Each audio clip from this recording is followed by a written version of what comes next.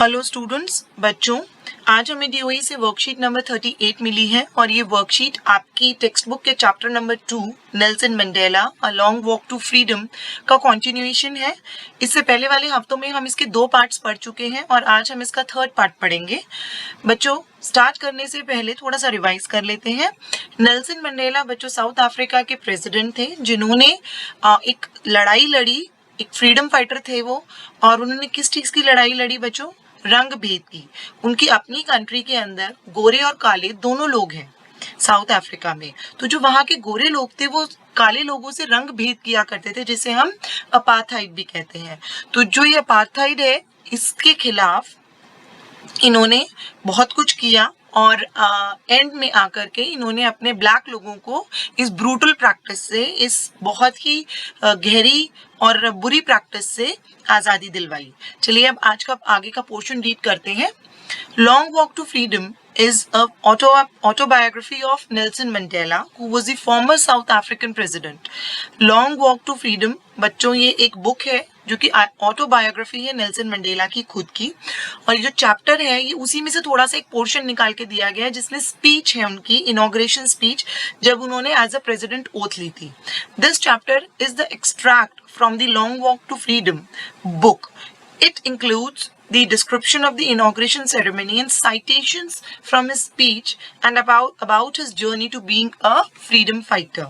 इस चैप्टर के अंदर लॉन्ग वॉक टू फ्रीडम इस बुक से लिया गया है ये चैप्टर, और इसमें उनकी इनॉग्रेशन सेरेमनी की डिस्क्रिप्शन है और उनकी स्पीच के कुछ पोर्शंस हैं कि उन्होंने उस दिन एक्चुअली क्या बोला और वो किस तरह फ्रीडम फाइटर बने।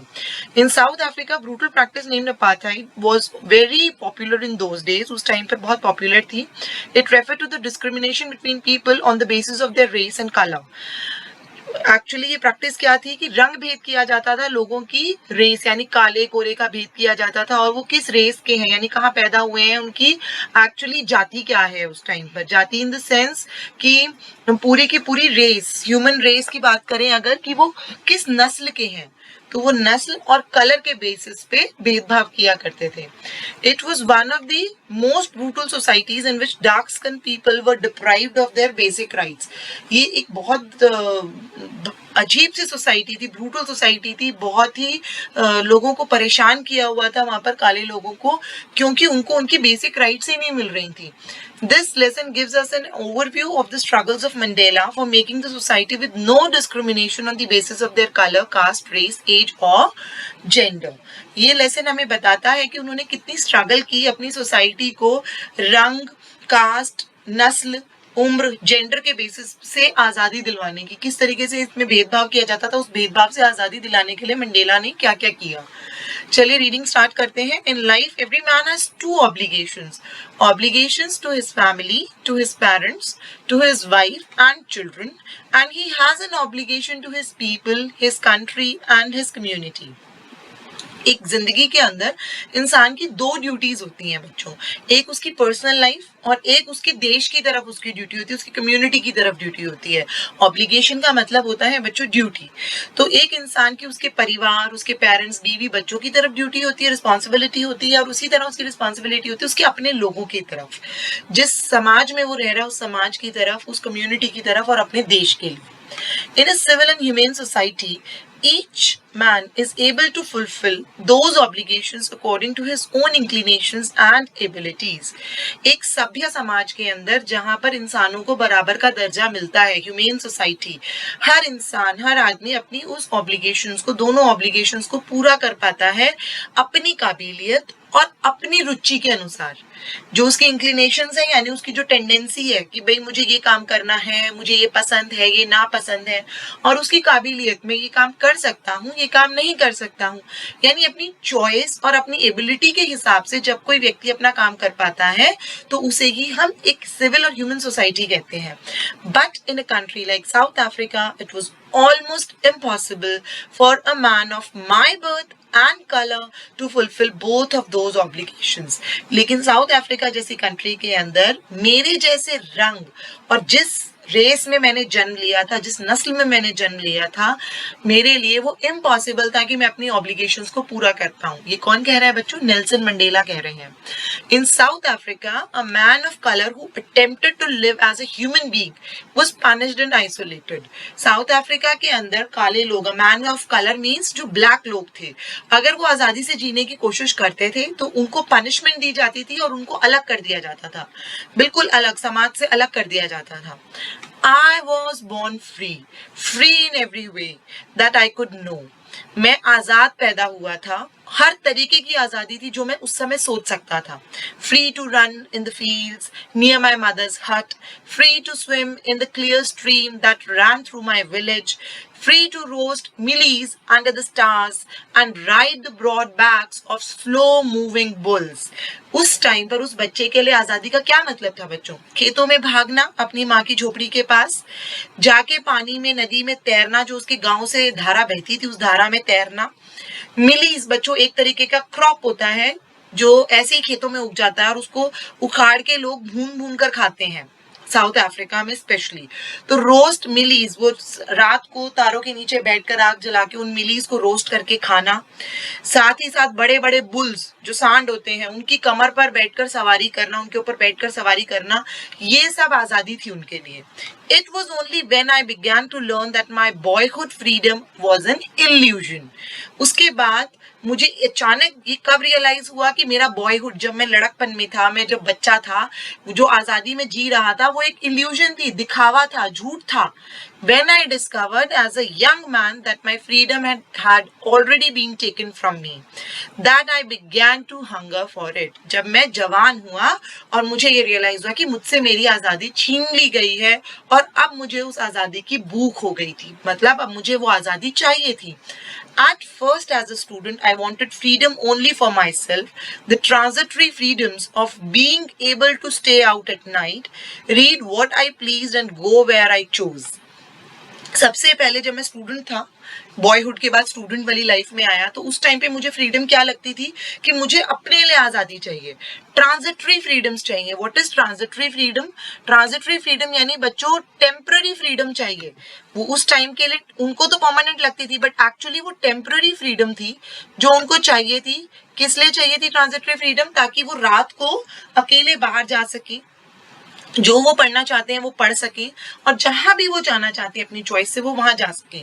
Later, as a young man in Johannesburg, I yearned for the basic and honorable freedoms of achieving my potential, of earning my keep, of marrying and having a family, the freedom not to be obstructed in a lawful life.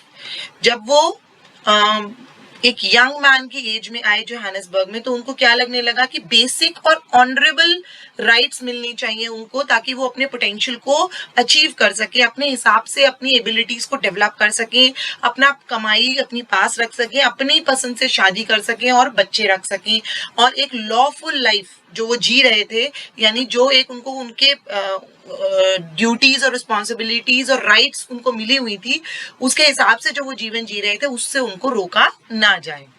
But then I slowly saw that it was not my freedom that was curtailed, but the freedom of everyone who looked like I did. उन्होंने कहा कि जब मैं धीरे धीरे मैंने देखा कि सिर्फ मेरी ही फ्रीडम नहीं रोकी गई थी, कर्टेल्ड यानी रोकी गई थी, बल्कि उन लोगों की जो कि मेरे जैसे दिखते थे उन सभी की फ्रीडम रोकी गई थी। That is when I joined the African National Congress, and that is when the hunger for my own freedom became the greater hunger for the freedom of my people. तब मैंने अफ्रीकन नेशनल कांग्रेस ज्वाइन करी, क्योंकि अब जो वो भूख मेरी आज़ादी के लिए थी वो एक बड़ी भूख में तब्दील हो गई थी मेरे अपने लोगों की आज़ादी के लिए। It was this desire for the freedom of my people to live their lives with dignity and self-respect that animated my life, that transformed a frightened young man into a bold one. यही Dzire थी जो मुझे अपने लोगों की आज़ादी चाहिए थी, यही मेरी इच्छा थी, जिससे मेरी जिंदगी जो है डिग्निटी और सेल्फ रिस्पेक्ट से भर गई, और एक डरपोक इंसान जो मैं था अब एक बोल्ड इंसान में, एक बहादुर इंसान में कन्वर्ट हो गया। That drove a law abiding attorney to become a criminal. मैं एक लॉ कानून मानने वाला एक वकील था, एक अटॉर्नी था, और अब मैं क्रिमिनल बन गया था। That turned a family loving husband into a man without a home, that forced a life loving man to live like a monk. कह रहे मैं जो कि फैमिली से प्यार करने वाला एक पति था, मैं अब एक होमलेस इंसान बन गया था, और जो जिंदगी को चाहने वाला इंसान, जिंदगी जीने वाला इंसान एक मूंग, एक साधु बन गया था। क्यों? क्योंकि अब जो मेरी इच्छा थी वो मेरी फ्रीडम के लिए नहीं थी, वो मेरी सोसाइटी की फ्रीडम के लिए थी। I am no more virtuous और self sacrificing than the next man. मैं अब और किसी भी दूसरे इंसान से ज्यादा सेल्फ सेक्रीफाइसिंग, अपना बलिदान देने वाला या राइट बिल्कुल सही काम करने वाला किसी और से ज्यादा नहीं था। But I found that I could not even enjoy the poor and limited freedoms I was allowed when I knew my people were not free.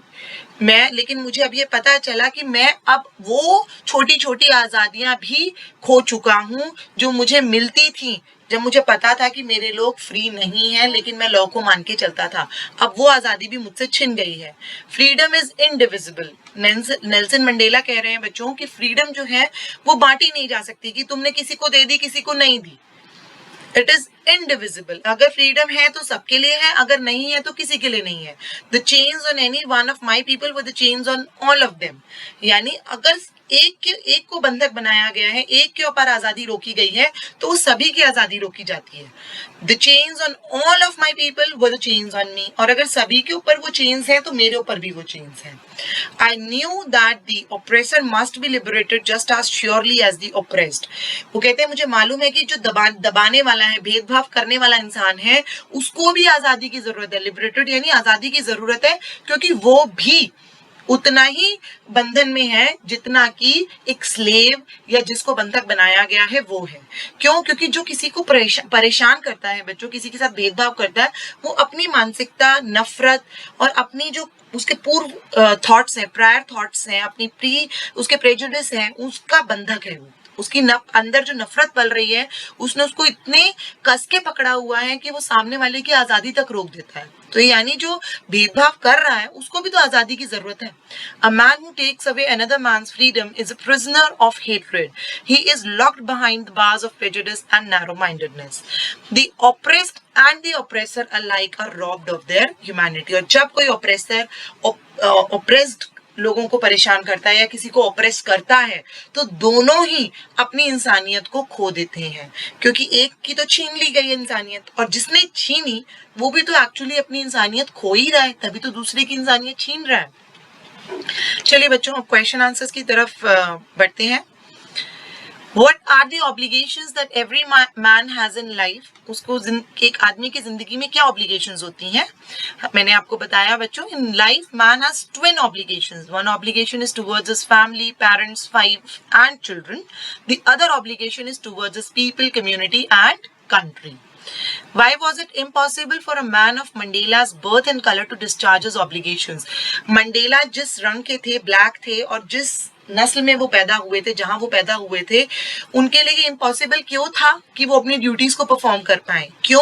क्योंकि जहां वो पैदा हुए थे साउथ अफ्रीका में, वहां पे रंग भेद था और उनको फ्रीडम नहीं थी कि वो अपनी चॉइस से काम कर सके, और अगर वो ऐसा करते तो उनको पनिशमेंट मिलती और आइसोलेट कर दिया जाता।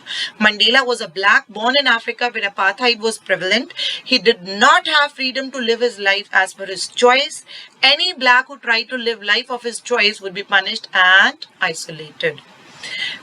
What kind of freedom did Mandela yearn for as a man? जब वो young हुए, जब वो आदमी वाली स्टेज में आए, स्टूडेंट की लाइफ से निकलकर, किस तरीके की फ्रीडम उनको चाहिए थी?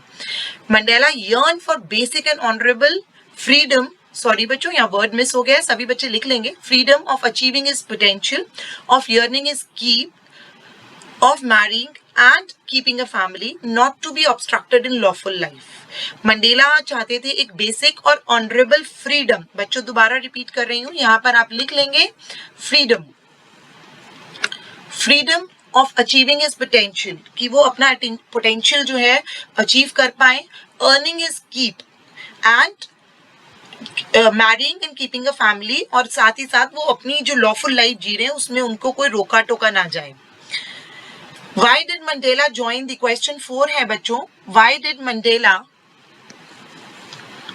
join the African national Congress, Mandela ने अफ्रीकन नेशनल कांग्रेस क्यों ज्वाइन किया था? क्योंकि अब जब उन्हें लगा कि उनकी आज़ादी जो है अब उनकी नहीं है जिसके लिए वो उन्हें लड़ना है, बल्कि उनके सभी कम्युनिटी के, उनके जैसे जितने भी लोग हैं सभी की आज़ादी रोकेगी जिसके लिए उनको लड़ना है।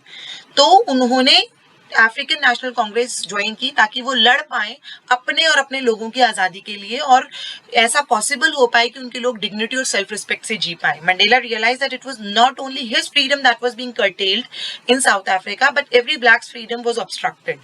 This is when he decided to join South African National Congress to fight for the freedom of his people and let them live with dignity and self-respect. इसके बाद है बच्चों, why did Mandela say that freedom was indivisible? Nelson Mandela ने ऐसा क्यों कहा कि freedom को बांटा नहीं जा सकता? He said freedom was indivisible because according to him, chains on any one of the blacks was actually a chain on every one of them. अगर एक के ऊपर भी फ्रीडम रोकी गई है तो वो सभी की रोकी जाती है। Does Mandela think the oppressor is free? Why or why not? क्या मंडेला को लगता था कि ऑपरेसर आजाद है? नहीं। No, the oppressor is not free. When an oppressor takes away someone else's freedom, he himself becomes a prisoner of hatred, locked behind the bars of prejudice and narrow-mindedness. क्योंकि oppressor जब किसी की freedom लेता है तो वो खुद एक कैदी बन जाता है नफरत का, और किस जेल में बंद हो जाता है वो? प्रेजुडिस, यानी कि वो सोच के चलता है कि इंसान गलत ही है, और छोटी मानसिकता का। चलिए बच्चों अगला क्वेश्चन देखते हैं। इस क्वेश्चन के अंदर बच्चों आपको चूज करना है वो वर्ड पैसेज में से जिसका मीनिंग है ये ड्यूटी। मैंने आपको बताया था ऑब्लिगेशन, टेम्पररी यानी कि ट्रांजिटरी, जो उनको ट्रांजिटरी फ्रीडम लगती थी जब वो एक स्टूडेंट की लाइफ जी रहे थे कि उनको किस तरीके की फ्रीडम चाहिए, वो ट्रांजिटरी एक टेम्पररी फ्रीडम थी। देन राइटियस इज वर्चुअस, सही। देन टेंडेंसी होती है बच्चों इंक्लिनेशन, आपका झुकाव किस तरफ है, आपकी चाहत क्या है। अनरियलिटी जो सच नहीं है, इल्यूजन है। प्री कंसीव्ड आइडिया यानी पहले से ही आप सोच लेते हैं किसी के बारे में कि वो कैसा है, या आपकी अपनी सोच पहले से बन जाती है। प्री कंसीव्ड आइडिया यानी प्रेजुडिस। इस टास्क के बाद बच्चों हमें एक और इंटरेस्टिंग टास्क आज की वर्कशीट में दिया गया है, जिसमें हमें कहा गया है discuss the issue suggested in the box below and prepare a speech on the following topic. हमें ये टॉपिक दिया गया है true liberty is freedom from poverty, deprivation and all forms of discrimination. असली आजादी गरीबी से है, हमें जो नहीं मिल पा रहा है उस डेप्रिवेशन से है, और जो भेदभाव हमारे साथ किए जाते हैं उससे है। इस टॉपिक पर बच्चों हमें एक स्पीच लिखनी है, और उस स्पीच के अंदर हमें इन टॉपिक्स को डिस्कस करना है। क्या टॉपिक्स है? Causes of poverty and means of overcoming it, poverty के क्या रीजंस हैं, उसको हम कैसे ओवरकम कर सकते हैं, क्या क्या डिस्क्रिमिनेशंस की जाती हैं, और कॉन्स्टिट्यूशनली गारंटेड ह्यूमन राइट्स। इन टॉपिक्स पे आपको डिस्कस करके एक स्पीच लिखनी है। बच्चों एक छोटी सी स्पीच मैंने लिखी है, आप चाहें तो उसको इलेबोरेट भी कर सकते हैं और लंबा कर सकते हैं। आपके अपने कुछ थॉट्स हैं तो वो भी इसमें इंक्लूड कर सकते हैं। मैंने सिर्फ एक आपको आइडिया देने के लिए कि स्पीच एक्चुअली कैसे लिखी जाती है, ये समझाने के लिए मैंने ये छोटी सी स्पीच लिखी है। स्पीच में बच्चों सबसे पहले हम सामने वाले को एड्रेस करते हैं जो हमारे सामने बैठे हैं, और मैं मान के चल रही हूँ कि क्योंकि आप एक स्टूडेंट हैं तो आप अपने प्रिंसिपल, टीचर्स और फेलो स्टूडेंट्स को एड्रेस करेंगे। Good morning respected principal, teachers and students. उसके बाद बच्चों हम अपना टॉपिक बताते हैं। Today I am going to present my speech on the topic true liberty is freedom from poverty, deprivation and all forms of discrimination। ये मैंने अपना टॉपिक बताया, उसके बाद में अपनी स्पीच स्टार्ट करूंगी। बच्चों ये फॉर्मेट है स्पीच लिखने का। A child is born with freedom as his birthright। एक बच्चा फ्रीडम के साथ पैदा होता है, उसकी बर्थ राइट होती है freedom. In childhood freedom is his choice of candies, dresses, toys etcetera. जब हम बचपन में होते हैं तो हमारे लिए आज़ादी क्या है? हमें अपनी चॉइस की टॉफीज मिल जाए, कपड़े मिल जाए, खिलौने मिल जाए। It is later in life when he realises true meaning of freedom. ये तो जिंदगी में आगे बढ़कर उसको पता चलता है कि एक्चुअली फ्रीडम क्या होती है। Poverty is not something inborn. Poverty हम पैदा लेकर नहीं होते, जैसे फ्रीडम पैदाइशी होती है, पॉवर्टी पैदाइशी नहीं होती है। It is circumstantial. ये सर्कमस्टेंसेस होते हैं जो हमें अमीर और गरीब बनाते हैं। In our country where population is increasing rapidly and jobs are scarce, low incomes and hence poverty is evident. हमारी कंट्री में जहाँ पॉपुलेशन हमेशा इंक्रीज हो रही है और जॉब्स कम होती जा रही हैं, तो लोगों की कम कमाई होना और गरीबी होना ये तो वाजिब है। This poverty stops a child born in a poor family from achieving his or her dreams. एक बच्चा जो गरीब परिवार में पैदा होता है, गरीबी उसे रोक देती है कि वो अपने सपनों को पूरा कर पाए. Other social discriminations like caste, religion, gender bias, etc. become prevalent in a society like ours, where people always try to establish their own status by any means.